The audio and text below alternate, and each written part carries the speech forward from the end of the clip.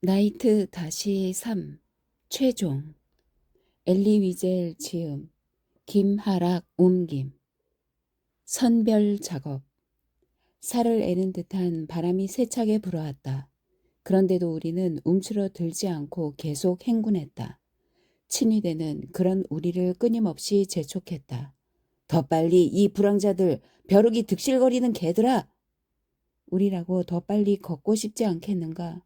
빨리 걸으면 조금이라도 더 따뜻해진다. 피가 혈관 속을 빠르게 돌았다. 그 덕에 살아있다는 것을 느낄 수 있었다. 더 빨리 이 개새끼들아! 우리는 행군하는 것이 아니라 달리고 있었다. 자동 인형처럼. 친위대들도 무기를 든 채 같이 달렸다. 마치 친위대에 쫓기는 것처럼 보였다. 주위는 칠흑같이 어두웠다. 간혹 어둠 속에서 총성이 울렸다. 친위대는 처지는 사람에게 무조건 발포하라는 명령을 받은 터였다. 그들의 손가락은 방아쇠에 걸려 있었고 그들은 그 즐거움을 기꺼이 만끽했다. 누군가 잠시라도 멈춰서면 재빨리 발포하여 해치웠다. 나는 기계처럼 한 발을 다른 발 앞에 내딛었다. 무게가 나간다고 할 수도 없는 쇠약한 몸을 끌고 있었다. 몸뚱어리를 떨쳐버릴 수만 있다면. 나는 몸을 마음에서 떼어내려고 했다. 몸과 마음이 따로 있다고 생각했다. 나는 몸뚱어리를 증오했다. 나 자신에게 끊임없이 이렇게 말했다. 생각하지 마라. 멈추지 마라. 뛰어라. 가까이 있던 몇몇 사람이 지저분한 눈 위에 주저앉았다. 탕탕! 총성이 울렸다. 어린 폴란드 소년이 내 옆에서 달리고 있었다. 분화의 전기 부품 창고에서 일하던 잘만이라는 아이였다. 사람들은 걸핏하면 기도하거나 탈무드에 대해 깊이 생각하는 소년을 놀려댔다. 소년은 끔찍한 현실에서 벗어나기 위해, 구타를 모면하기 위해 그렇게 했다. 갑자기 잘만이 심한 복통을 호소했다. 더 이상 달릴 수 없었다. 걸음을 뗄 수조차 없었다. 나는 잘만에게 간청했다. 잘만, 조금만 참아. 곧 다들 멈출 거야. 이렇게 세상 끝까지 계속 달리지는 않겠지. 그러나 잘만은 달리면서 단추를 풀어 헤치기 시작했다. 그러고는 나에게 소리 질렀다. 못 가겠어. 배가 터질 것 같아. 힘내, 잘만. 힘내. 못 가겠어. 잘만이 신음하듯 말했다. 그러고는 바지를 내리고 그대로 땅에 쓰러졌다. 그것이 내가 본 잘만의 마지막 모습이다. 잘만이 친위대가 쏜 총에 맞아 죽었다고는 생각하지 않는다. 아무도 알아채지 못했기 때문이다. 보나마나 뒤따라오는 수천 명의 발에 밟혀 죽었을 것이다. 나는 곧 잘만을 잊어버렸다. 다시 나 자신을 생각했다. 발이 몹시 쑤셨다. 걸음을 옮길 때마다 몸이 후들거렸다. 몇 미터만 가면 다 끝나리라. 쓰러지고 말리라. 작은 붉은 불꽃, 발포, 죽음이 나를 에워싸고 질식시켰다. 죽음이 끈덕지게 달라붙었다. 죽음을 잡을 수 있다는 생각이 들었다. 죽는다. 끝난다는 생각이 나를 유혹하기 시작했다. 더 이상 존재하지 않는 것, 더 이상 발의 통증을 느끼지 않는 것, 피로도 추이고 더 이상 아무것도 느끼지 않는 것, 열에서 이탈해 길 옆에 나둥그러지는 것, 그러지 못하도록 말린 사람은 아버지였다.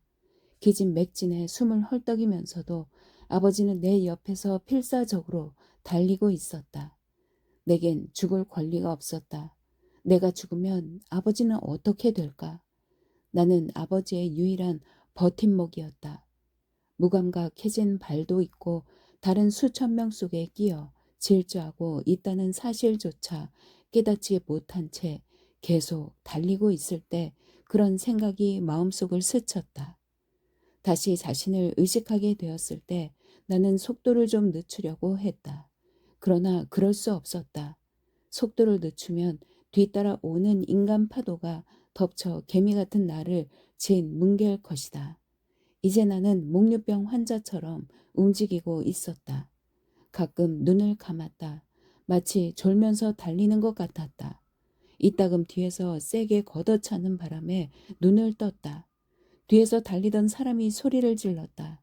더 빨리 뛰어! 앞지르기 전에!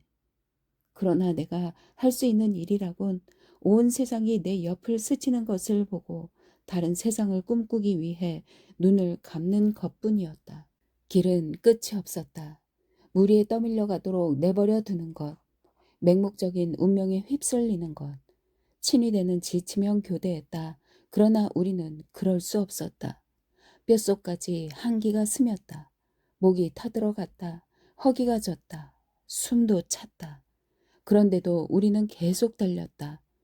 우리는 자연의 지배자였고 세상의 지배자였다. 죽음, 피로, 생리적 욕구 같은 것을 다 뛰어넘었다. 우리는 추위와 굶주림보다 강했고 총과 죽음에 대한 욕구보다 강했다. 우리의 운명은 정해졌다. 우리는 뿌리 없는 지구상의 번호로 존재하는 유일한 사람이었다. 마침내 샛별이 어슴푸레한 하늘에 나타났다.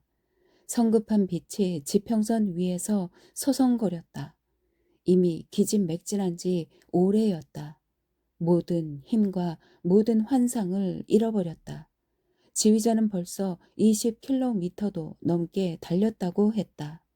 몸의 한계는 오래전에 초월했다. 다리가 기계적으로 움직였다. 이윽고 어느 폐촌에 이르렀다. 사람이라곤 없었다. 개 짖는 소리도 들리지 않았다. 창문이 활짝 열려 있는 집들 뿐이었다. 버려진 건물에 숨으려고 몇몇 사람이 열에서 빠져나갔다. 1시간 더 행군하자 마침내 멈추라는 명령이 떨어졌다.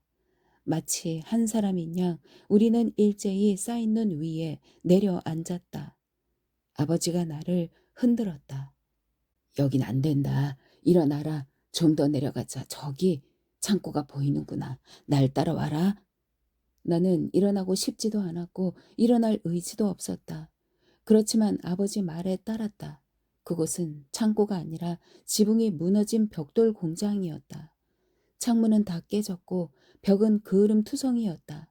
안으로 들어가기가 쉽지 않았다. 수백 명에 이르는 수감자가 문 앞에서 엎치락 뒤치락 하고 있었다. 우리는 마침내 안으로 들어가는데 성공했다. 안에도 눈이 수북이 쌓여 있었다. 나는 땅바닥에 쓰러졌다. 그제야 내 몸의 한계를 느꼈다. 눈은 부드럽고 따뜻한 카펫 같았다. 그 자리에 쓰러진 채로 잠이 들었다. 얼마나 잤는지 모른다. 몇 분 아니면 1시간. 차가운 손이 내 뺨을 툭툭 치는 것을 느끼고 잠에서 깨어났다. 눈을 뜨려고 애썼다. 아버지였다. 하룻밤 사이에 얼마나 늙어버렸는지. 아버지는 몸이 오그라든 듯 자세가 구부정했다. 눈빛은 흐릿했고 입술은 바짝 타서 썩어 들어가고 있었다. 성한대라곤 한 군데도 없었다. 아버지의 목소리는 눈과 눈물에 젖어 있었다. 잠에 치면 안 돼, 엘리저. 눈 위에서 자는 건 위험하다. 영원히 잠들게 돼. 자, 일어나라. 일어나라고? 어떻게 일어난단 말인가? 어떻게 이 따뜻한 요를 걷어차란 말인가? 나는 아버지의 말을 듣고 있었다. 그러나 무슨 말인지 알아듣지는 못했다. 마치 창고를 통째로 어깨 위에 짊어지라고 요구하는 것 같았다. 자, 자. 나는 이를 악물고 일어났다. 아버지는 한 팔로 나를 붙든 채 밖으로 끌고 나갔다. 쉬운 일이 아니었다. 들어오는 것만큼 나가는 것도 힘들었다. 다른 사람들에게 짓밟혀 죽어가는 사람들이 발에 밟혔다. 아무도 거들떠 보지 않았다. 아버지와 나는 밖으로 나왔다. 살을 애는 바람이 얼굴을 때렸다. 입술이 얼어붙지 않도록 입술을 꼭 깨물었다. 마치 죽음의 춤판이 벌어진 것 같았다. 머리가 어질어질했다. 나는 묘지를 가로질러 걸어갔다. 뻣뻣해진 시체 사이에 통나무 장작들이 있었다.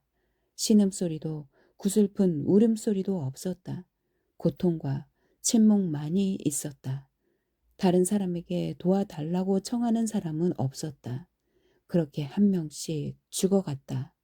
부산을 떨어봐야 소용없었다. 문득 뻣뻣해진 시체에서 내 모습을 보았다. 그래서 시체를 보지 않으려고 애썼다. 나도 시체가 될 것이다. 결국 시간 문제였다. 아버지, 창고로 돌아가요. 아버지는 대답하지 않았다. 죽은 사람들도 거들떠 보지 않았다. 아버지, 창고가 더 낫겠어요. 거긴 누울 수도 있잖아요. 교대로 감시해요. 나는 아버지를, 아버지는 나를 서로 잠들지 못하게 지켜주면 괜찮을 거예요. 아버지는 내 말을 받아들였다. 우리는 수많은 몸뚱이와 시체를 밟으며 가까스로 안으로 들어가 땅바닥에 쓰러졌다. 걱정 말고 눈 좀 붙여라. 내가 지켜줄 테니. 아버지 먼저 주무세요. 아버지는 고개를 저었다. 나는 벌렁 드러누워 잠시나마 눈을 붙이려고 했다. 그러나 잠이 오지 않았다. 잠시 눈을 붙이면 어떻게 되는지 하나님은 알고 있다. 잠들면 죽는다는 것을 나도 마음속 깊이 알고 있었다. 내 속에 있는 무언가가 죽음에 저항했다. 내 주위에 널려있는 죽음은 고요하고 평온했다. 죽음은 잠든 사람을 붙들고 몰래 그 사람 안으로 들어가 조금씩 삼켜버릴 것이다. 내 옆에 있던 사람이 누군가를, 어쩌면 동생일 수도 있고 친구일 수도 있는 누군가를 깨우려 애쓰고 있었다. 그렇지만 헛일이었다. 깨우는데 실패한 그 사람도 시체 옆에 누워 잠들어 버렸다. 누가 그를 깨워줄 것인가? 나는 팔을 뻗어 그 사람을 흔들었다. 눈 떠요. 여기서 잠들면 안 돼요. 그는 반쯤 눈을 떴다. 그냥 둬. 그리고 들릴 듯 말 듯 희미한 목소리로 말했다. 힘이 하나도 없어. 신경 쓰지 말고 그냥 내버려둬. 아버지는 조용히 졸고 있었다. 모자를 푹 눌러써서 눈이 보이지 않았다. 눈 떠요. 아버지의 귓가에 속삭였다. 아버지는 화들짝 놀라 눈을 떴다. 마치 버려진 고아처럼 어리둥절한 표정을 짓고 있었다. 자신이 어디에 있고 왜 어쩌다 여기에 있게 되었는지 알아내려는 듯 사방을 둘러보니 이내 모든 것을 받아들였다. 그러고 나서 아버지는 웃었다. 나는 그 웃음을 결코 잊지 못할 것이다. 그 웃음이 어떤 세상에서 나왔는지 폭설이 하염없이 시체 위에 내렸다. 창고문이 열리더니 한 노인이 나타났다. 콧수염에 얼음 알갱이가 들러붙어 있고 입술이 시퍼랬다. 폴란드에서 작은 유대인 집단을 이끌던 랍비 엘리아후였다. 누구에게나 친절하고 선량한 사람이어서 수용소의 모든 사람에게 카포나 블록 책임자에게도 사랑을 받았다. 온갖 시련과 궁핍을 겪었는데도 그의 얼굴은 순진함을 잃지 않았다. 그는 분하에 모든 사람이 랍비라고 부른 유일한 랍비였다. 그는 옛 예언자 중 한 사람처럼 보였고 늘 위로를 구하는 사람들 가운데 있었다. 그리고 기이하게도 그의 말은 누구도 자극하지 않았다. 오히려 평화를 가져다 주었다. 그는 누군가를 찾는 듯했다. 여느 때보다 빛나는 눈을 희번득거리며 누구 내 아들을 본 사람 없소. 행군 중에 아들을 잃어버렸다고 했다. 그는 죽어가는 사람들을 해치며 아들을 찾았으나 결국 찾지 못했다. 그러자 눈을 파헤치며 아들의 시체를 찾았다. 부질없는 짓이었다. 그들 부자는 3년간 함께 지냈다. 고통과 구타를 함께 견뎌냈고 빵 배급을 기다렸고 기도했다. 수용소를 전전하면서 선별에서 살아남아 3년간 붙어 지냈다. 그런데 끝이 보이려는 지금 운명이 그들 부자를 갈라놓았다. 내 곁에 온 랍비 엘리야후가 나직이 말했다. 행군 중에 서로 떨어졌어. 내가 좀 처져서 열의 후미에 끼었어. 달릴 힘이 있어야지. 그런데 아들이 눈치채지 못했어. 내가 아는 건 그것뿐이야. 도대체 어디로 사라졌을까? 어디서 찾을 수 있을까? 혹시 내 아들 보지 못했니? 네, 엘리야후 랍비님 못 봤습니다. 그러자 엘리야후는 들어올 때처럼 힘없이 나가버렸다. 그림자가 바람에 휩쓸렸다. 내 옆에서 그의 아들이 달리는 것을 본 것이 생각났을 때 랍비는 이미 문을 나선 후였다. 잠시 잊고 있었다. 그래서 랍비 엘리야후에게 그 이야기를 해주지 못했다. 그때 또 다른 기억이 났다. 그의 아들은 랍비가 뒤처져서 후미에 끼는 것을 보았다. 그의 아들은 분명 랍비를 보았다. 그런데도 간격이 벌어지거나 말거나 계속 선두에서 달렸다. 그의 아들이 아버지가 없어져 버리길 바란 거라면 하는 끔찍한 생각이 머리를 스쳤다. 그의 아들은 랍비가 갈수록 쇠약해지는 것을 알고 있었다. 드디어 지옥의 끝이 보이는 지금 아들은 아버지와 헤어지면 자신의 생존 가능성을 줄일지도 모르는 짐을 덜 수 있다고 생각했으리라. 그런 것을 모두 잊은 건 잘한 일이었다. 나는 랍비 엘리아우가 사랑하는 아들을 계속 찾고 있어서 기뻤다. 나도 모르게 마음속으로 기도를 하고 있었다. 이제는 믿지도 않는 하나님에게, 우주의 주재자이신 하나님, 랍비 엘리하우의 아들처럼 되지 않도록 제게 힘을 주소서. 밖에서 고함 소리가 들려왔다. 밤이 되자 친위대들이 정렬하라고 명령했다. 또다시 행군이 시작되었다. 죽은 사람들은 쓰러진 보초처럼 표지조차 없이 눈 밑에 누워 있었다. 그들을 위해 카디시를 암송해주는 사람도 없었다. 아들들은 눈물 한 방울 흘리지 않고 아버지의 유해를 버렸다. 길에는 눈이 하염없이 쌓이고 있었다. 우리는 느릿느릿 앞으로 나아갔다. 친위대들조차 지친 것 같았다. 다친 발도 이제는 아프지 않았다.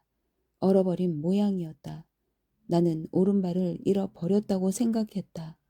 오른발은 마치 차에서 떨어져 나간 바퀴처럼 따로 놀았다. 걱정한다고 될 일이 아니었다. 외발로 살아가야 할지도 모르는 상황을 받아들여야 했다. 중요한 건 그런 생각을 하지 않는 것이었다. 특히 지금은 해서는 안 되었다. 훗날 생각은 떨쳐버려라. 규율 따윈 없었다. 모두 제멋대로 걸었다. 발포도 없었다. 친위대들도 지쳐 있었다. 그러나 친위대가 나서지 않아도 죽음은 찾아왔다. 추위는 충실하게 자신의 임무를 수행했다. 한 걸음 옮길 때마다 누군가가 쓰러져 고통에서 해방되었다. 이따금 오토바이를 탄 친위대 장교들이 종대를 유지하라고 외치면서 갈수록 둔해지는 감각을 일깨웠다. 조금만 더 다 와간다. 힘내. 몇 시간만 더 가면 된다. 글라이비치가 코앞이다. 우리의 목숨을 위협하는 사람 입에서 나온 것일지라도 그 말은 용기를 북돋워 주었다. 목적지를 코앞에 두고 이제 와서 포기하려는 사람은 없었다. 우리 눈은 글라이비치의 철조망을 찾아 지평선을 더듬었다. 그곳에 빨리 도착하는 것이 유일한 바람이었다. 이제 완전히 어두워졌다. 눈도 그쳤다. 우리는 몇 시간을 더 걸어 마침내 목적지에 도착했다. 정문 바로 앞에 서서야 수용소를 볼 수 있었다. 카포들은 재빨리 우리를 막사로 데려갔다. 그것이 삶에 이르는 마지막 피난처라도 되는 양 사람들은 밀고 당기고 난리였다. 서로 뻣뻣해진 몸을 밟고 상처 입은 얼굴을 짓이겼다. 우는 사람은 없었다. 몇몇 사람이 신음을 내뱉을 뿐이었다. 아버지와 나는 사람의 파도에 떠밀려 땅바닥에 쓰러졌다. 내 안에서 절망적인 외침이 들려왔다. 그만 밟아, 그만.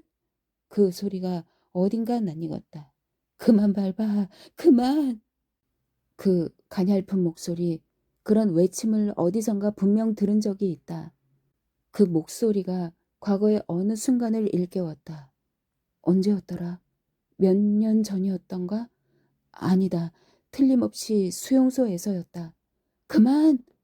내가 어떤 사람을 밟아 숨통을 죄고 있었다. 일어나서 그 사람이 숨을 쉴 수 있도록 해주고 싶었다. 그러나 내 위로 또 다른 사람들이 덮쳤다. 나도 가까스로 숨을 쉬고 있었다. 나는 닥치는 대로 얼굴을 핥혔다. 공기를 찾아 사람을 마구 깨물며 기를 냈다.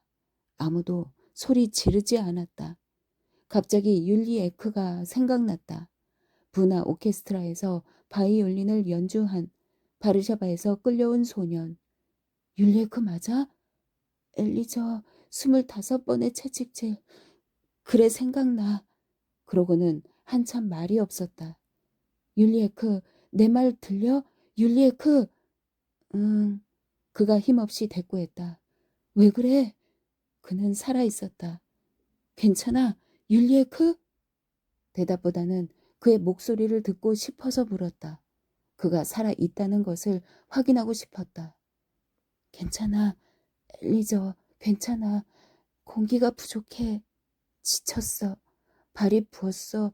쉬니까 좋긴 한데 내 바이올린은. 율리에크는 제정신이 아닌 듯했다. 바이올린이라니? 지금 이 상황에서? 바이올린은 왜? 율리에크는 숨을 헐떡였다. 이런, 내 바이올린을 부수려고 해. 난 여기까지 갖고 왔는데. 나는 대답할 수 없었다. 누군가가 얼굴을 덮쳐 숨통을 졸랐다. 코나 입으로는 숨을 쉴 수 없었다. 이마와 등에 땀이 흘러내렸다. 길의 끝은 결국 이것이었다. 조용한 죽음, 질식, 살려달라고 소리치거나 비명을 지를 수도 없었다. 나는 보이지 않는 자객을 없애려고 필사적으로 맞섰다. 살고 싶은 욕망이 온통 손톱으로 몰렸다. 나는 닥치는 대로 할퀴었다.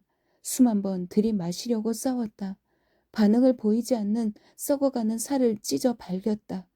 하지만 가슴을 짓누르는 무리에서 빠져나올 수 없었다. 누가 알았으랴 죽은 사람과 싸우고 있었다는 것을. 결코 알지 못했다. 아는 것이라고는 내게 승산이 있다는 것 뿐이었다. 나는 죽은 사람과 죽어가는 사람들의 벽에 구멍, 공기를 들이마실 수 있는 작은 구멍을 내는 데 성공했다. 아버지, 어디 계세요? 말을 할 수 있게 되자마자 아버지를 찾았다. 아버지가 내게서 멀리 떨어지진 않았을 거라고 생각했다. 여기 있다! 멀리서 목소리가 들려왔다. 마치 다른 세계에서 들려오는 소리 같았다. 눈 좀 붙이려고. 아버지는 잠을 자려고 했다.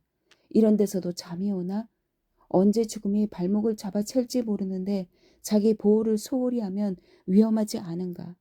그런 생각을 하고 있는데 바이올린 소리가 들려왔다. 산 사람 위에 죽은 사람이 수북이 쌓여 있는 어두운 막사 안에서 바이올린이라니. 자신의 무덤 가장자리에서 바이올린을 연주하는 미친놈이 대체 누구일까? 아니면 내가 환각에 사로잡힌 걸까? 아니, 율리에크가 틀림없었다. 율리에크가 베토벤 협주곡을 연주하고 있었다. 그렇게 아름다운 선율은 처음 들어보았다. 그 고요함 속에서. 그는 어떻게 빠져나왔을까? 나도 모르는 사이에 어떻게 내 몸 밑에서 빠져나온 걸까? 어둠이 우리를 애워쌌다. 바이올린 소리밖에 들리지 않았다. 율리에크의 영혼이 바이올린 활이 된 것 같았다. 율리에크는 자신의 목숨을 연주하고 있었다. 그의 존재가 바이올린 현 위에서 미끄러지듯 움직였다. 이루지 못한 그의 희망이 수처럼 새카맣게 타버린 그의 과거가, 사라져버린 그의 미래가, 율리에크는 다시는 연주하지 못할 음악을 연주하고 있었다. 나는 율리에크를 결코 잊지 못할 것이다. 죽은 사람과 죽어가는 사람들 앞에서 들려준 그의 마지막 연주를 어떻게 잊을 수 있겠는가. 지금도 베토벤 곡을 들을 때면 나는 눈을 감는다. 그러면 죽어가는 사람들에게 작별을 고하던 폴란드인 친구의 창백하고 우울한 얼굴이 어둠 속에서 떠오른다. 율리에 그가 얼마나 오랜 시간 연주했는지는 모른다. 잠이 나를 덮쳤다. 새벽에 눈을 떠보니 율리에 그는 죽어 있었다. 몸을 구부린 채 나를 바라보며 그의 옆에는 짓밟힌 바이올린이 놓여 있었다. 그것은 가슴에 사무치는 작은 시체였다. 우리는 글라이비치에 사흘간 머물렀다. 먹을 것도 물도 없는 나날이었다. 막사에서 나오는 것이 금지되었다. 친위대가 문을 지키고 있었다. 배가 무척 고팠고 목도 말랐다. 다른 사람의 몰골로 미루어 보건대 내 꼴도 짐승처럼 더럽고 텁수룩했을 것이다. 분하에서 가져온 빵은 먹어치운 지 이미 오래였다. 언제 배급이 재개될지 아무도 몰랐다. 전선이 우리를 바짝 뒤쫓고 있었다. 대포 소리가 아주 가까이서 들려왔다. 그러나 이제는 독일군이 시간에 쫓긴다는 생각도, 러시아군이 우리가 소개되기 전에 도착할 거라는 희망도 품을 여력이 없었다. 우리는 중부 독일로 이송될 거라고 했다. 사흘째 되던 날 새벽, 우리는 막사에서 쫓겨났다. 담요를 어깨에 걸쳤다. 마치 탈리스, 유대교인 남자가 아침 기도를 할 때 걸치는 쇼를 걸치듯 수용소를 둘러 나누는 문으로 향했다. 한 무리의 친위대 장교들이 서서 기다리고 있었다. 선별이라는 말이 정렬에 있는 우리 사이로 날아들었다. 친위대 장교들이 선별 작업을 했다. 허약한 자는 왼쪽으로, 걸을 수 있는 자는 오른쪽으로. 아버지는 왼쪽으로 보내졌다. 나는 아버지를 쫓아갔다. 친위대 장교 한 명이 뒤에서 소리를 질렀다. 돌아와! 나는 무리를 헤치며 조금씩 나아갔다. 친위대 장교 몇 명이 나를 잡으러 뛰어왔다. 한바탕 소란이 일어나는 바람에 많은 사람들이 오른쪽으로 넘어갔다. 아버지와 나도 덩달아 넘어갔다. 발포가 있었고 몇 사람이 죽었다. 우리는 수용소 밖으로 끌려나갔다. 30분간 행군하여 철로가 가로지르는 들판 한가운데에 이르렀다. 그곳에서 열차가 도착하기를 기다렸다. 눈도 끝도 없이 내렸다. 우리는 앉을 수도 움직일 수도 없었다. 뒤집어 쓴 담요 위로 눈이 수북이 쌓였다. 빵 한 조각이 배급되었다. 우리는 빵에 달려들었다. 눈으로 갈증을 달래는 사람도 있었다. 모두 그를 따라 했다. 허리를 숙이는 것이 금지되었기에 우리는 스푼을 꺼내 앞사람의 등에 쌓인 눈을 떠 먹었다. 빵 한 입에 눈 한 스푼. 감시하던 친위대들이 그 꼴을 보고 무척 흥겨워했다. 몇 시간이 지났다. 해방열차가 나타나기를 기다리며 지평선을 노려보느라 눈이 빠질 지경이었다. 열차는 그날 저녁 늦게야 도착했다. 굉장히 긴 가축 수송용 무게 열차였다. 친위대들이 우리를 밀어 넣었다. 한 칸에 100명씩. 우리는 뼈만 남은 것이다. 다 올라타자 열차가 출발했다. 살아남은 자들. 추위를 이기려고 서로 바짝 밀착했기 때문에 머리가 무거웠다. 뇌에서 회오리 바람이 이는 듯 아무것도 기억나지 않았다. 정신은 무관심으로 마비되었다. 여기든 다른 데든 그건 중요하지 않았다. 오늘 죽느냐, 내일 죽느냐, 아니면 며칠 뒤에 죽느냐. 밤은 무척 길었다. 결코 끝나지 않을 것 같았다. 마침내 지평선이 부옇게 밝아오자 뒤엉킨 사람들의 모습이 드러났다. 모두 얼굴을 깊숙이 파묻은 채 웅크리고 있었다. 다른 사람 위에 올라탄 사람도 있었다. 눈 덮인 공동묘지 같았다. 이른 새벽빛 속에서 나는 산 사람과 죽은 사람을 구별하려고 했다. 그러나 쉽지 않았다. 내 시선은 눈을 뜨고 크게 허공을 쳐다보는 어떤 사람에게 고정되었다. 핏기 없는 얼굴에 서리와 눈이 덮여 있었다. 아버지는 바로 옆에서 담요를 두른 채 잔뜩 웅크리고 있었다. 어깨에도 눈이 덮여 있었다. 아버지도 죽은 거라면? 아버지를 불러보았다. 아무런 대답이 없었다. 할 수 있다면 비명이라도 지르고 싶었다. 아버지는 움직이지 않았다. 이제 살 이유도 싸워야 할 이유도 없어졌다는 생각이 불현듯 스쳤다. 열차가 황량한 들판에 멈췄다. 갑자기 열차가 서는 바람에 몇몇 자고 있던 사람이 눈을 떴다. 그들은 선체로 주위를 둘러보고는 깜짝 놀랐다. 밖에서 친위대가 소리치며 지나갔다. 죽은 사람을 내던져라! 시체는 전부 밖으로! 살아있는 사람들은 기뻐했다. 공간이 조금은 넓어질 테니까.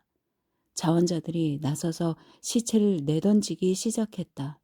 그들은 바닥에 늘어져 있는 사람들을 뒤적였다. 죽은 사람이다. 끌어내. 자원자들은 시체의 옷을 벗겨 서로 나누어 가졌다.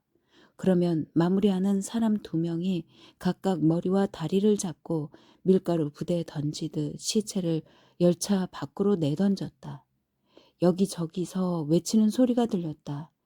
이리 와봐. 여기도 있다. 내 옆 사람이 움직이지 않아. 2 사람이 아버지에게 다가오는 것을 보고 정신이 번쩍 들었다. 나는 아버지를 감쌌다. 몸이 싸늘했다. 아버지를 찰싹 때렸다. 반응을 보이지 않는 아버지의 팔을 문지르며 울었다. 아버지, 아버지, 눈을 떠요. 아버지를 밖으로 내던지려 한단 말이에요. 아버지는 꿈쩍도 하지 않았다. 마무리하는 2명이 내 목을 잡았다. 내버려둬. 죽은 걸 모르겠어? 아니에요. 나는 버럭 소리를 질렀다. 죽지 않았어요. 아직 안 죽었어요. 더 세게 아버지를 때렸다. 마침내 아버지가 눈을 반쯤 떴다. 눈에 생기라곤 없었다. 아버지는 가늘게 숨을 쉬고 있었다. 봐요. 나는 흐느꼈다. 2 사람은 가버렸다. 우리 칸에서 시체 20구가 내던져졌다. 열차가 다시 출발했다. 눈 덮인 폴란드의 들판에 무덤도 없이 벌거벗은 고아 수백 명을 남겨두고서 우리는 식량을 배급받지 못했다. 눈으로 연명했다. 빵 대신 눈을 먹었다. 낮도 밤과 다름없었고 밤은 암흑의 찌꺼기를 우리 영혼 속에 남겼다. 열차는 천천히 달렸다. 때로는 몇 시간이나 멈추었다가 다시 달렸다. 눈은 그칠 줄 몰랐다. 우리는 밤낮 바닥에 누워 있었다. 다른 사람 위에 올라탄 사람도 있었다. 누구도 입을 열지 않았다. 우리는 얼어붙은 몸뚱어리에 지나지 않았다. 모두 눈을 감고 있었고 열차가 멈추어서 시체를 드러내기만 기다렸다. 열차는 밤낮으로 달렸다. 때로는 독일의 작은 마을을 지나가기도 했다. 그때는 어김없이 이른 아침이었다. 독일인 노동자들이 일터로 가고 있었다. 그들은 놀라는 기색도 없이 잠시 멈춰서서 우리를 쳐다보았다. 어느 날 열차가 멈추었을 때 어떤 노동자가 가방에서 빵 하나를 꺼내 열차 안으로 던졌다. 모두 벌떼같이 몰려들었다. 굶주린 수십 명이 빵 부스러기를 두고 필사적으로 싸웠다. 그 노동자는 흥미로운 눈길로 그 광경을 지켜보았다. 몇 년 후 아덴에서 비슷한 광경을 목격한 적이 있다.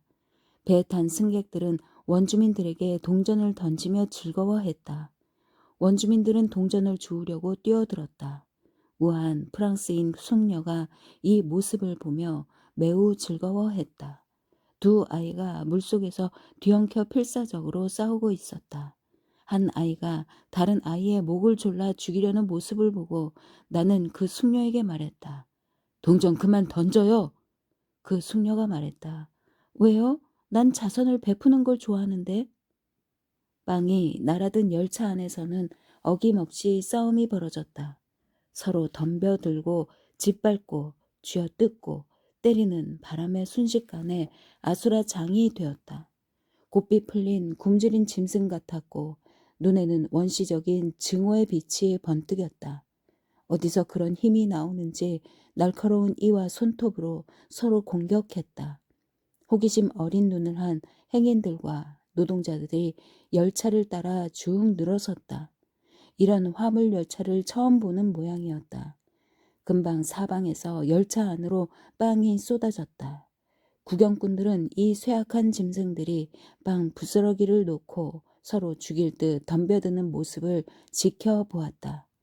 빵 하나가 우리 칸에 떨어졌다. 나는 꼼짝도 하지 않았다.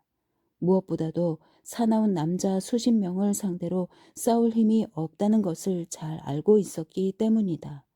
가까이 있던 한 노인이 내 발로 기어가더니 이내 한데 엉켜 싸우는 무리에서 빠져나왔다. 한 손을 가슴에 대고 있었다. 처음에는 그가 가슴을 얻어맞았다고 생각했지만 알고 보니 빵을 셔츠 속에 감추고 있었다. 그는 번개같이 빵을 꺼내 입속에 넣었다. 두 눈이 반짝 빛났고 창백한 얼굴에 웃음이 번져 마치 찡그린 듯한 표정이 되었다. 그러고는 시치미를 뚝 뗐다. 그 옆에 한 그림자가 내려앉더니 노인을 덮쳤다. 한 대 얻어맞고 깜짝 놀란 노인이 울부짖었다. 마이어, 마이어, 날 못 알아보겠니? 넌 지금 아비를 죽이고 있어. 내게는 빵이 있어. 내게 줄 빵이. 내게 줄. 노인은 그 자리에 쓰러졌다. 그러면서도 빵 조각을 꼭 움켜 쥐고 있었다. 그는 빵을 입으로 가져가려 했다. 그러나 아들이 다시 그를 덮쳤다. 노인은 뭐라고 중얼거리다가 신음하더니 죽어버렸다. 아무도 거들떠 보지 않았다.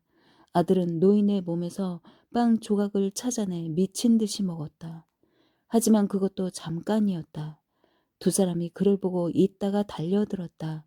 다른 사람들도 가세했다. 사람들이 물러났을 때 내 옆에는 아버지와 아들 시체 두 구가 놓여 있었다. 나는 16살이었다. 우리 칸에는 아버지의 친구인 마이어 카츠가 함께 타고 있었다. 그는 분화해서 정원사로 일했다. 때로는 우리에게 푸성기를 좀 가져다 주기도 했다. 다른 사람보다 그나마 영양 상태가 나았기 때문에 감금 생활도 그럭저럭 견뎌낼 수 있었다. 다른 사람들보다 힘이 셌기에 그는 우리 칸에 책임자로 임명되었다. 열차 안에서 맞은 세 번째 밤, 나는 숨이 막혀 화들짝 눈을 떴다. 누군가가 내 목을 조르고 있었다. 소리를 지를 틈도 없었다. 아버지!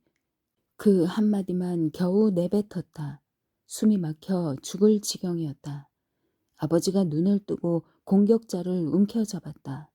하지만 힘이 없어 그 놈을 떼어낼 수 없었다. 아버지는 마이어 카츠를 불러 도움을 청했다. 빨리 와봐. 어떤 놈이 내 아들의 목을 조르고 있어. 잠시 후 나는 자유로워졌다. 그 낯선 사람이 왜 나를 죽이려고 했는지는 끝내 알 수 없었다. 그런 마이어 카츠가 며칠 후 아버지에게 말했다. 실로모, 난 너무 약해졌어. 힘이 다 했어. 이젠 글렀어. 포기하면 안 돼. 아버지는 용기를 북돋워 주려고 애썼다. 싸워야 돼. 자신에 대한 믿음을 잃으면 안 돼. 마이어 카츠는 신음을 내뱉었다. 더는 못 견디겠어, 실로모. 다 틀렸어. 더 이상은 힘들어. 아버지는 카츠의 팔을 붙잡았다. 그러자 우리 중에서 가장 기운이 센 마이어 카츠가 울기 시작했다. 첫 번째 선별 작업에서 헤어진 아들을 생각하며 눈물을 흘렸다. 이제 카츠는 완전히 무너져 내렸다. 더 버틸 힘이 없었다. 한계에 이른 것이다. 여정의 마지막 날, 매서운 바람이 불었다.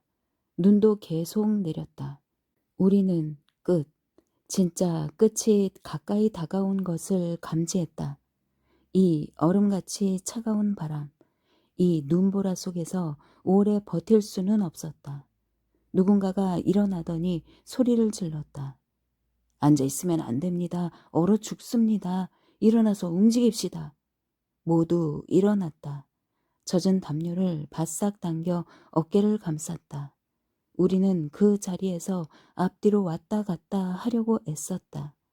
갑자기 울부짖음, 상처 입은 짐승이 울부짖는 소리가 들렸다. 또 한 사람이 막 숨을 거두었다. 죽어가는 사람들이 그를 따라 울었다. 그 울음소리는 무덤 너머에서 들려오는 것 같았다. 이제 모두 울고 있었다. 신음하고 있었다. 비탄에 젖은 울음소리가 바람과 눈에 부딪혔다. 비탄은 이 칸에서 저 칸으로 퍼졌다. 너무나 빨리 전염되었다. 수백 명이 같이 울었다. 기나긴 죽음의 덜컹거림도 끝나가고 있었다. 모든 한계가 교차되었다. 힘이 남아있는 사람은 단 한 명도 없었다. 그리고 밤은 끝없이 이어질 것 같았다. 마이어 카츠가 신음처럼 내뱉었다. 차라리 총으로 쏴서 죽여주었으면. 그날 밤 우리는 목적지에 도착했다. 밤이 깊었다. 친위대가 와서 내리라고 했다. 죽은 사람은 열차 안에 그대로 버려졌다. 설 수 있는 사람만 떠날 수 있었다. 마이어 카츠는 열차에 남겨졌다. 그 마지막 날이 가장 치명적이었다. 우리 칸에는 100여 명이 타고 있었다. 그런데 12명만이 열차에서 내렸다. 아버지와 나도 내렸다. 우리는 부헨발트에 도착했다. 아버지의 죽음. 수용소 입구에서 친위대 장교들이 기다리고 있었다. 인원 점검이 있었다. 그러고 나서 우리는 집회소로 향했다. 확성기로 명령이 전달됐다. 오열횡대 100명씩 한 그룹으로 오보 앞으로. 나는 잡고 있던 아버지의 손을 더 꼭 쥐었다. 오래되고도 낯익은 두려움.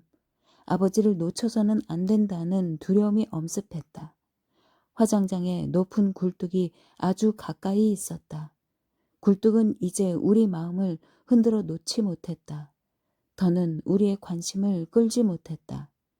부엔발트의 고참 한 명이 샤워를 한 후 다른 블록으로 가게 될 것이라고 말했다. 뜨거운 물로 샤워한다는 생각이 내 마음을 빼앗았다. 아버지는 아무 말도 하지 않았다. 내 옆에서 숨만 가쁘게 쉴 뿐이었다. 아버지, 조금만 있으면 누울 수 있을 거예요? 쉴 수 있어요? 아버지는 대답하지 않았다. 나도 너무 지쳐서 아버지 침묵을 그냥 흘려버렸다. 될 수 있는 대로 빨리 샤워하고 침대에 눕고 싶은 생각뿐이었다. 샤워장에 들어가기는 쉽지 않았다. 수백 명의 수감자들이 근처에서 북적댔다. 경비원들도 질서를 회복하기에는 역부족인 듯 보였다. 닥치는 대로 채찍을 휘둘러도 소용없었다.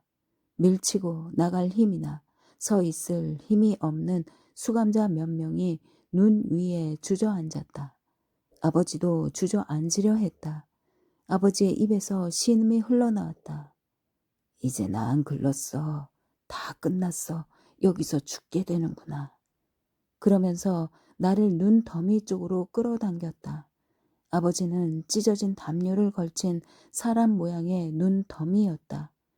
아버지가 말했다. 날 내버려둬. 이젠 더 갈 수 없어. 날 불쌍히 여기렴. 샤워장에 들어갈 때까지 여기서 좀 쉬고 있을 테니 그때 와서 날 데려가거라. 나는 화가 나서 하마터면 소리를 지를 뻔했다. 그렇게 오랫동안 참고 목숨을 부지해 왔는데 여기서 아버지가 죽도록 내버려둬야 한단 말인가. 이제 곧 뜨거운 샤워를 하고 누울 수 있는데도. 아버지! 나는 울부짖었다. 아버지, 일어나세요. 당장. 안 그러면 죽어요. 팔을 붙잡아 일으키려 하자 아버지가 신음하듯 말했다. 소리 지르지 마라. 이 늙은 아비를 불쌍히 여겨 좀 봐주렴. 여기서 쉬도록 놔둬. 조금만. 부탁이다. 너무 지쳤어. 힘이 하나도 없구나. 아버지는 어린 아이가 되어버렸다. 약하고 겁에 질리고 상처받기 쉬운. 아버지, 여기 이러고 있으면 안 돼요. 주위에 널브러진 시체들을 가리켰다. 모두 여기서 쉬기를 바란 사람들이었다. 보인다. 사람들이 보여. 자도록 내버려둬라. 오랫동안 눈을 붙이지 못한 사람들이야 기진맥진했어. 기진맥진한 거야. 아버지의 목소리는 부드러웠다. 나는 바람을 향해 울부짖었다. 저 사람들은 죽었어요. 다시는 눈을 뜨지 못해요. 다시는. 내 말 알아들어요? 이런 실랑이가 잠시 계속되었다. 나는 아버지와 실랑이를 벌이는 것이 아니라 아버지가 선택한 죽음, 죽음 그 자체와 실랑이를 벌인다는 것을 알았다. 그때 갑자기 사이렌이 울렸다. 경계 경보였다. 수용소 전체에 불이 꺼졌다.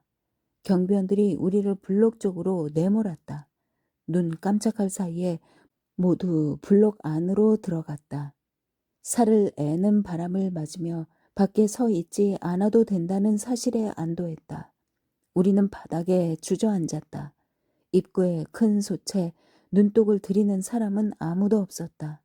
2층 침대 몇 개가 있었다.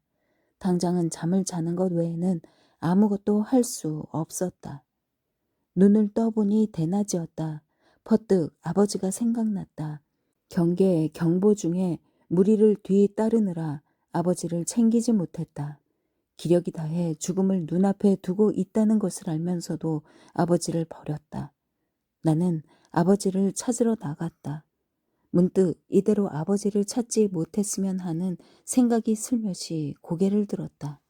이 책임에서 벗어날 수만 있다면, 그러면 나 자신을 돌보고 나의 생존을 위해 싸우는데 모든 힘을 쏟아 부을 수 있을 텐데. 바로 죄책감이 엄습했다.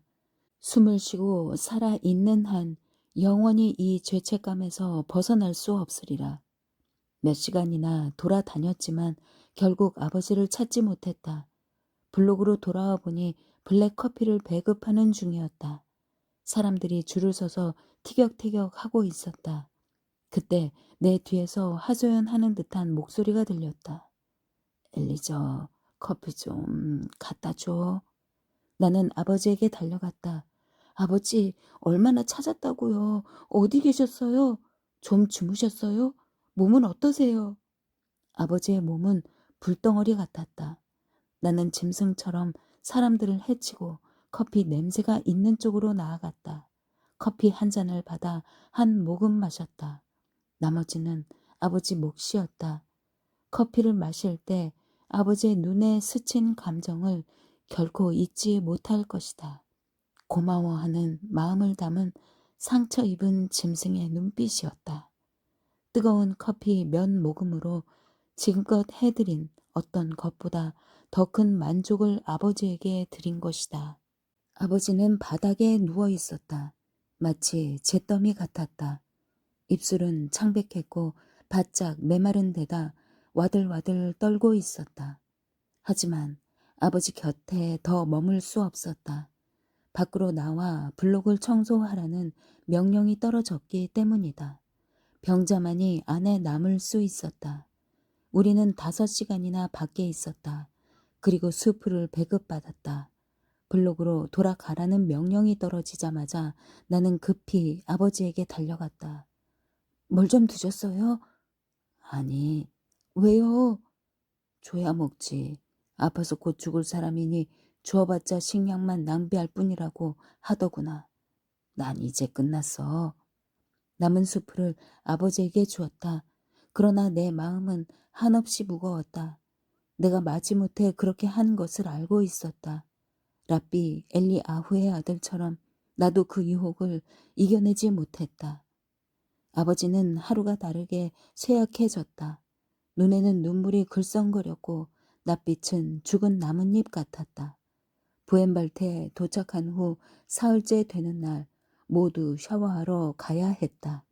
환자들도 빠짐없이 샤워를 하라는 명령이 떨어졌다. 샤워장에서 돌아와 한참을 밖에서 기다려야 했다. 블록 청소가 아직 끝나지 않았던 것이다. 멀리에서 걸어오는 아버지를 보고 달려갔다. 아버지는 그림자처럼 나를 그대로 지나쳤다.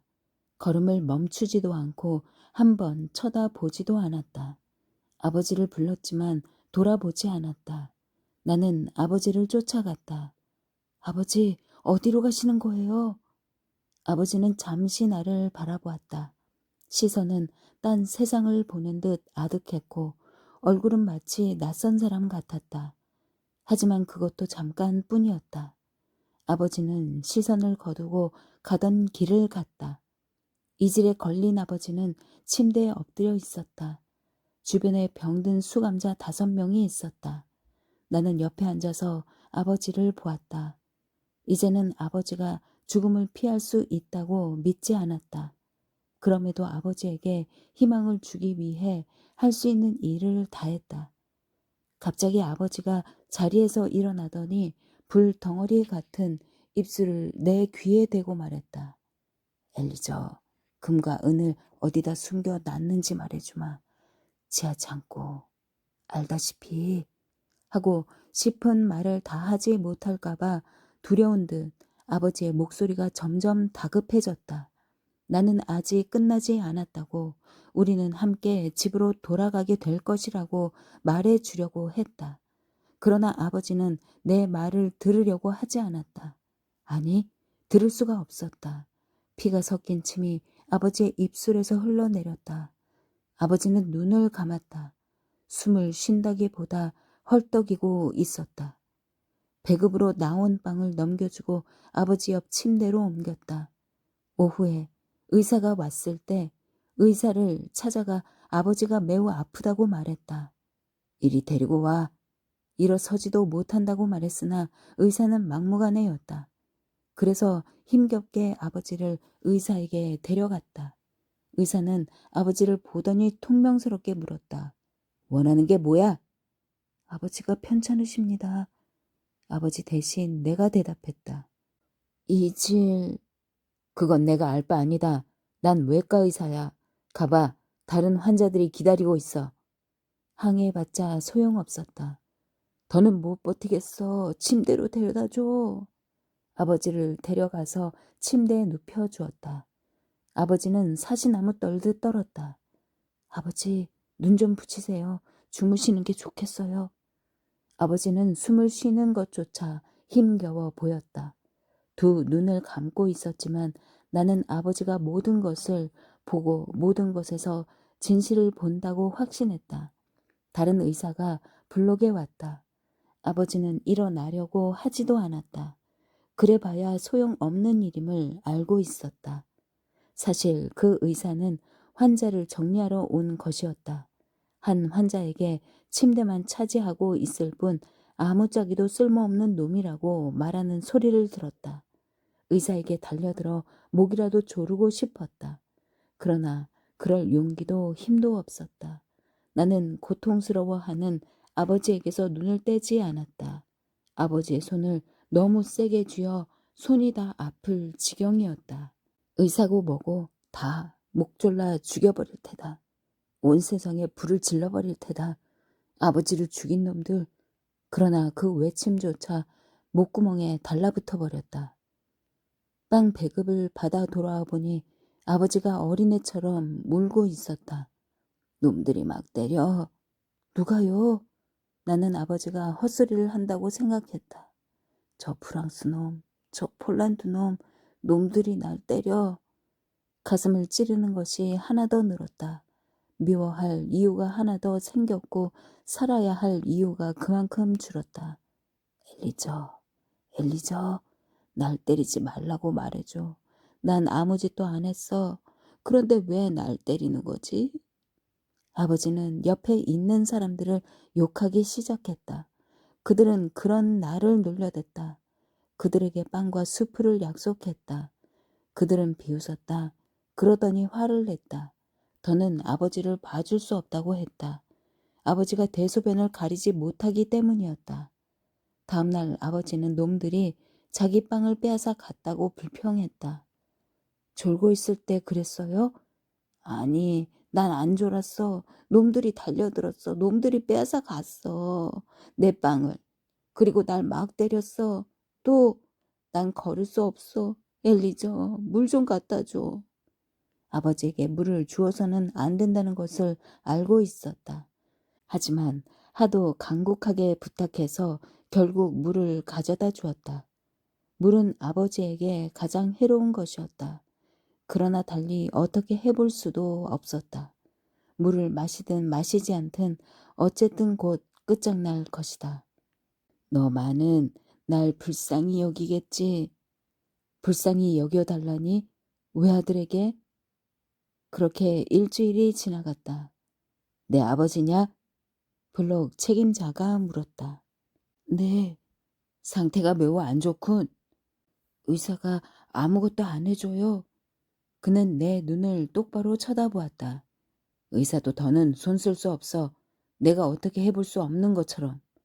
그는 털투성이 손을 내 어깨에 얹으며 덧붙였다. 내 말 잘 들어. 여긴 소용소야. 그걸 잊으면 안 돼. 내 몸 하나 챙기기도 벅찬 곳이야. 너라고 예외일 순 없어. 내 아버지도 마찬가지고. 누구나 혼자 살다가 혼자 죽는 거야. 한마디 충고해주지. 내 몫의 빵과 수프를 늙은 아버지에게 주지 마라. 더는 아버지를 도와줄 수 없어. 넌 너 자신을 축내고 있어. 사실은 내가 아버지 몫까지 챙겨야 하는데. 그가 하는 말을 묵묵히 끝까지 들었다. 그의 말이 옳았다. 그럴 수는 없다고 생각하면서도 또 다른 생각이 머릿속을 파고들었다. 병든 아버지를 구하기에는 이미 너무 늦었다. 두 사람 몫의 빵과 수프를 챙길 수 있다. 그러나 1초도 안 되어 죄의식이 파도처럼 밀려들었다. 달려가서 수프를 구해 아버지에게 가져다 주었다. 그러나 아버지는 수프를 원하지 않았다. 물만 찾았다. 물은 안 돼요. 수프를 드세요. 목이 타들어가. 나한테 왜 이러는 거니? 물을. 어쩔 수 없이 아버지에게 물을 갖다 주었다. 그러고 나서 인원 점검을 받으러 나갔다. 하지만 곧바로 돌아와 위층 침대에 누웠다. 환자는 블록에 남아 있어도 된다. 나도 아프고 싶었다. 아버지 곁을 떠나고 싶지 않았다. 주인은 조용했다. 간간히 신음소리만 들릴 뿐이었다. 블록 앞에서는 친위대가 명령을 내리고 있었다. 장교 한 명이 침대 사이를 지나갔다. 아버지가 간청했다. 얘야, 물, 목이 타들어가, 속이. 거기 조용히 하지 못해? 장교가 고함쳤다. 엘리저, 물. 아버지는 계속 신음했다. 장교가 가까이 다가와 아버지에게 조용히 하라고 다시 소리쳤다. 그러나 아버지는 듣지 않았다. 계속 나를 찾았다. 장교는 곤봉을 휘둘러 아버지의 머리를 세게 쳤다. 나는 꼼짝도 하지 않았다. 내 머리를 얻어 맞을까봐 두려웠다. 아버지는 한 번 더 신음했다. 엘리저. 아버지가 아직 숨 쉬는 것이, 아니 헐떡이는 것이 보였다. 나는 움직이지 않았다. 인원 점검이 끝나고 침대에서 내려와 보니 아버지는 입술을 달싹이고 있었다. 무언가 중얼거리고 있었다. 아버지의 얼굴 위로 몸을 구부린 채 1시간 넘게 아버지를 바라보았다. 피묻고 상한 얼굴을 마음에 아로새기며 어쨌든 잠을 좀 자둬야 했다. 아버지 침대 위의 침대로 올라갔다. 그때만 해도 아버지는 살아있었다. 1945년 1월 28일이었다. 1월 29일 새벽 눈을 떴을 때 아버지 침대에는 다른 환자가 누워 있었다. 날이 밝기 전에 아버지를 끌고 가서 화장장에 넘긴 듯했다. 그때도 아마 숨이 붙어 있었을 것이다. 아버지의 무덤에서 기도하는 사람은 없었다. 아버지를 추념하는 촛불 하나 밝히지 않았다. 아버지가 남긴 마지막 말은 내 이름이었다.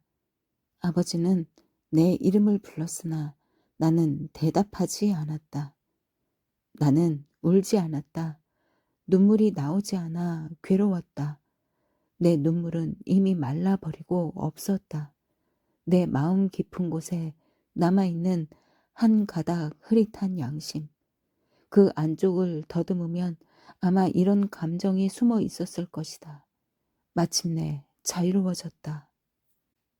역사의 수레바퀴. 4월 11일까지 나는 부엠발트에 있었다. 그 기간에 겪은 일은 이야기하지 않겠다. 중요한 일이 아니니까. 아버지가 돌아가신 후 내게는 그 어떤 것도 의미가 없었다. 나는 어린이 블록으로 옮겨졌다. 그곳에는 600명에 이르는 어린 아이가 있었다. 전선은 점점 더 가까워졌다. 나는 하는 일 없이 하루하루를 보냈다. 먹고 싶은 욕구밖에 없었다. 이제는 아버지도 어머니도 생각하지 않았다. 이따금 꿈을 꾸었다. 스프가 나오는 꿈, 스프가 더 많이 배급되는 꿈을 꾸었다. 4월 5일, 역사의 수레바퀴가 방향을 바꾸었다. 늦은 오후였다. 우리는 친위대가 와서 인원 점검을 하길 기다리며 블록 안에 서 있었다. 친위대는 늦게 나타났다. 그렇게 늦게 나타난 것은 부엔발트 역사상 전례가 없는 일이었다. 무슨 일이 일어난 것이 틀림없었다. 2시간 뒤 수용소장의 목소리가 확성기를 통해 흘러나왔다. 유대인은 모두 집회소에 집합하라는 명령이었다. 그것으로 끝이었다. 히틀러는 어쨌든 약속을 지키려 했다. 수용소의 어린이들은 명령에 복종했다. 달리 방법이 없었다. 블록 책임자인 구스타브는 곤봉으로 말을 대신했다.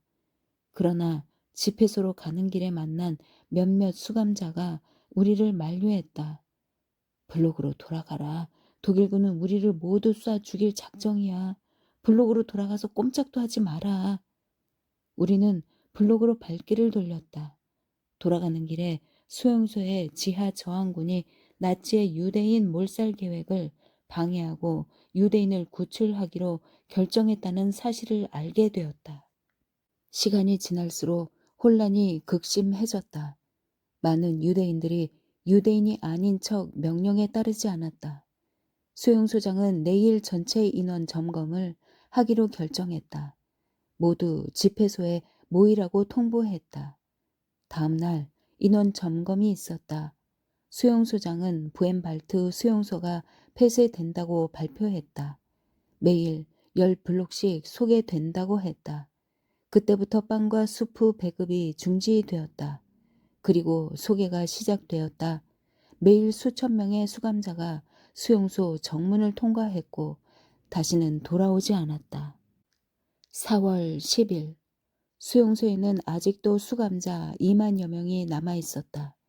그 중에는 어린이도 수백 명 포함되어 있었다.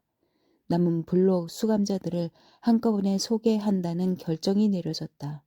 모두 출발하고 나면 저녁 무렵 수용소를 폭파할 것이라고 했다. 우리는 집회소에 모여 오열로 정렬한 후 정문이 열리길 기다렸다.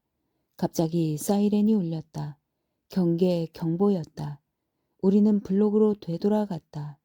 그날 우리를 소개하기에는 너무 늦었다. 소개는 다음 날로 연기되었다. 우리는 굶주림에 시달렸다. 풀포기 한 줌과 취사실 바닥에서 발견한 감자 껍질 외에는 거의 엿새간 아무것도 먹지 못했다. 아침 10시 수용소 구석구석에 배치된 친위대가 우리를 한 명도 남김없이 집회소로 끌어모았다. 바로 그때 지하 저항군이 행동에 나서기로 결정했다. 무장한 사람들이 사방에서 나타났다. 총성이 울리고 수류탄이 터졌다. 어린이들은 블록 바닥에 납작 엎드려 있었다. 전투는 오래가지 않았다. 정오 무렵에 사방이 조용해졌다. 친위대는 달아났고 저항군이 수용소를 장악했다. 오후 6시 첫 미군 탱크가 부엔발트 정문에 나타났다. 자유인으로서 우리가 맨 먼저 한 행동은 음식을 찾아 달려든 것이었다. 그 생각밖에 없었다. 복수를 해야 한다는 생각도 부모 생각도 없었다. 오로지 빵 생각뿐이었다. 배를 채운 후에도 복수를 생각하는 사람이 없었다. 다음 날 몇몇 젊은이들이 바위마루로 달려갔다. 감자와 옷가지를 가져오기 위해, 그리고 아가씨와 잠자리를 하기 위해. 그러나 복수를 하려는 기미는 보이지 않았다. 부엔발트가 해방되고 사흘째 되는 날 나는 심하게 알았다. 무언지 몰라도 독극물 때문이었다. 나는 병원으로 이송되어 생사의 갈림길을 오가며 2주를 보냈다. 어느 날 자리에서 일어난 나는 맞은편 벽에 걸린 거울 앞에 섰다. 개토를 떠난 후 처음으로 내 모습을 보았다. 거울 속에서 시체 하나가 나를 응시하고 있었다. 그 눈은 언제까지고 나를 떠날 줄 몰랐다. 하나님도 없고 사람도 없는 이 세상에 정말 나 혼자 있었다. 사랑도 없고 자비도 없었다. 나는 잿더미에 지나지 않았다. 그러나 내 삶을 오랫동안 지배한 전능자보다 강하다고 느꼈다. 노벨 평화상 수락 연설문. 한순간 한순간이 은총의 순간이고 한시간 한시간이 헌신의 시간입니다. 국왕 폐하와 세자 전하, 귀빈들, 아르빅 위원장님, 노벨 위원회 위원, 그리고 신사 숙녀 여러분, 먼저 유대 전통에 따라 하나님께 감사드립니다. 특별한 경우에 우리 유대인은 이런 기도문을 암송하게 되어 있습니다.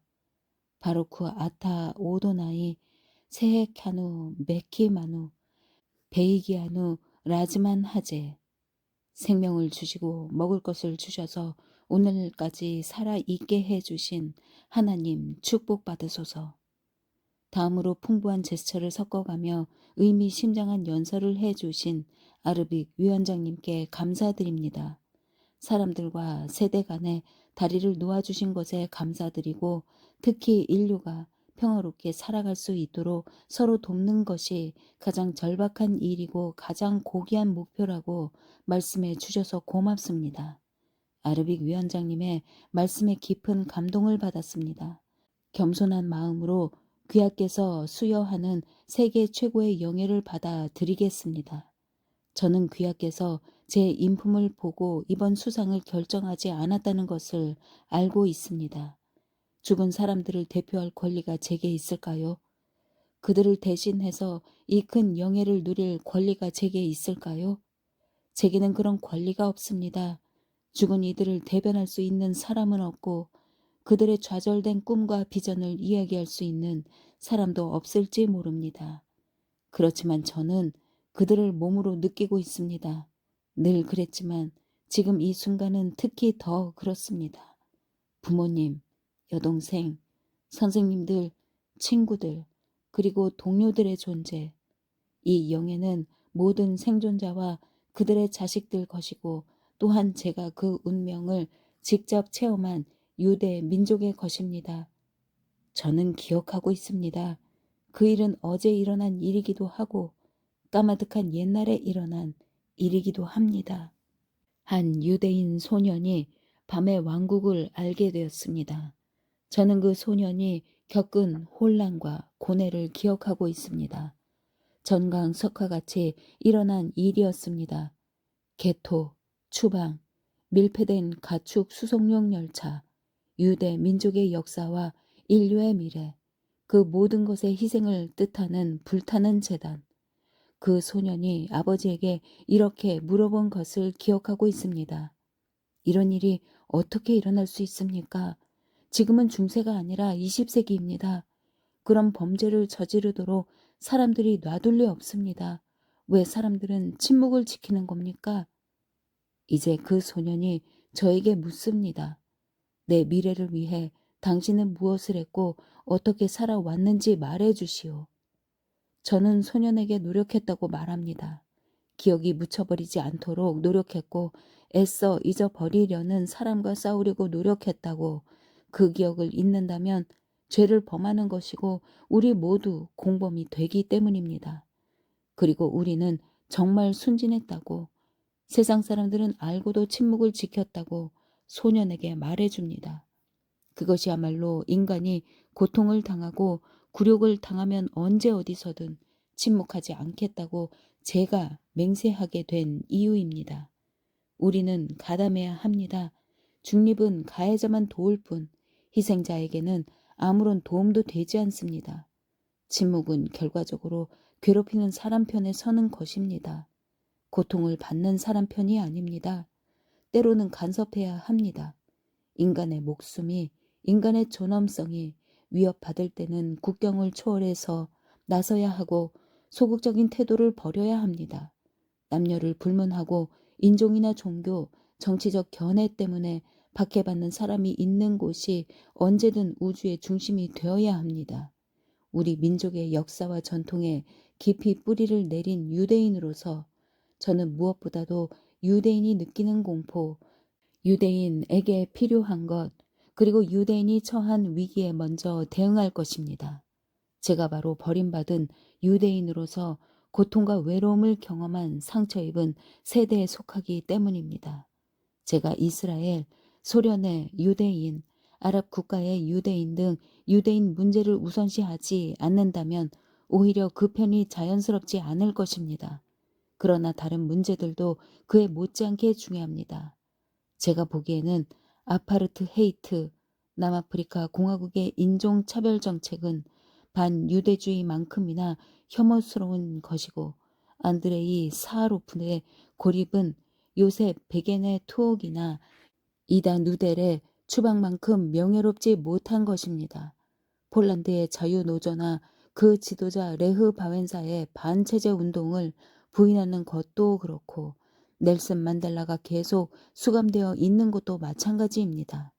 관심을 보여달라고 외치는 불의와 고통은 많습니다. 굶주림이나 인종차별, 정치적 박해의 희생자들, 예를 들면 칠레나 에티오피아 같은 나라, 그리고 시인이나 작가들, 우익이나 좌익이 지배하는 나라의 수많은 수감자들, 모든 대륙에서 인권이 침해받고 있습니다. 자유로운 사람보다 억압받는 사람이 더 많습니다. 그들이 처한 공경을 어떻게 외면할 수 있습니까? 누구나 도처에서 벌어지는 불의나 인간의 고통에 관심을 가져야 합니다. 팔레스타인 사람들 또한 마찬가지입니다. 저는 그들의 처지에 아픔을 느낍니다만 그들이 폭력적 방법에 호소할 때는 슬픔을 금할 길이 없습니다. 폭력은 해결책이 될 수 없습니다. 테러리즘은 가장 위험한 답입니다. 그들은 낙담하고 있습니다. 그건 이해합니다. 어떻게든 손을 써야 합니다. 난민들과 그들이 겪은 불행, 아이들과 그들이 겪는 공포, 쫓겨난 사람들과 그들이 겪는 절망, 그들을 그대로 두어서는 안 됩니다. 유대 민족과 팔레스타인 민족은 둘 다 아들과 딸을 너무 많이 잃었고 피를 너무 많이 흘렸습니다. 반목과 유혈 사태는 중지되어야 하고 이를 위한 노력은 계속되어야 합니다. 이스라엘은 협력할 것입니다. 그럴 것이라고 확신합니다. 저는 이스라엘을 믿습니다. 왜냐하면 유대 민족을 믿기 때문입니다. 이스라엘에 기회를 줍시다. 이스라엘의 지평선에서 증오와 위험이 사라지게 해야 합니다. 그러면 성스러운 땅과 그 주변 나라에 평화가 올 것입니다.